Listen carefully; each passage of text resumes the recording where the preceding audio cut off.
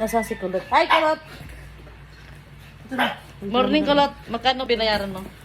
560? Tansyado ko na. Kaya ako nagpabili kasi pupunta kayo dito. Ang meron kasi ako dito, tigi isa-isang kilo lang. Ang luto mo yun. Sabado. Ang manual sa tuna na yan? Anong tuna? Si Jessica.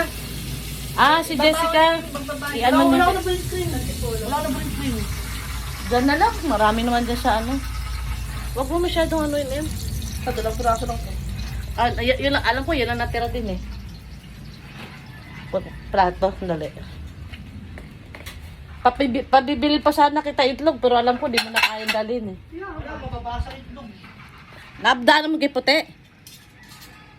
Karne. Hindi ko nadaan. Hindi. Wala akong nadaan ng gulay ng binili ko. Hala! Nakahanda pa naman yun. Gulay lang to. Ha? Mama, Eh, lalo po. para masabay yung Ito. sapatos ko. Katay ka lang kinuha. Ano yun? Sika, bumili ka na lang dyan. Sa SM meron dyan. Kahit i-ordinary lang. Oh, pero yan. Dalawa kami Jamay na. Anong dalawa kami dyan na wala sapatos dyan na pang ano? Pang duty? Si Butiki. Gising na si Butiki. Butiki! Butiki!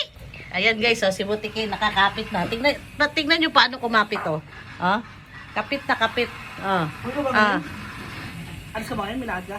Pag may tawag, si Butiki. Yan. Kaya binansagan kong Butiki yan guys. Kasi kung makakapit yan, matindi ang kapit. Talagang ganun na ganun yan. Diba? Good morning, Butiki.